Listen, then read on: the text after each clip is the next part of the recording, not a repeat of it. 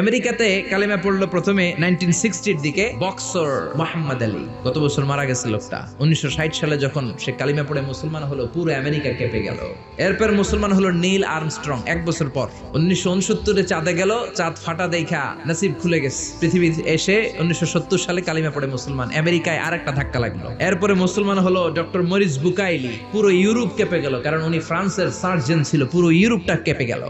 ইউসুফ ইউয়ানা পাকিস্তানের ক্রিকেটার 2006 সালে কালিমা পড়ে মুসলমান। আমেরিকার যুবমন্ত্রী Joshua Evans, youth minister of America, কালিমা পড়ে মুসলমান। মাইকেল জ্যাকসন কালিমা পড়ে মুসলমান। মানিকা রেহা মারতিরাজ তামিল নায়িকা কালিমা পড়ে মুসলমান। মুসলমান হওয়ার পরে নাম রেখেছে রাহিমা। সাউথ আফ্রিকার অবিসংবাদিত নেতা নেলসন ম্যান্ডেলার আপন নাতি, গত বছর 2016 সালে ওর নাম ম্যান্ডেলা, কালিমা পড়ে মুসলমান। টনি ব্লেয়ারের আপন শালী লরেন বুথ, মিডিয়া কর্মী, কালিমা পড়ে মুসলমান।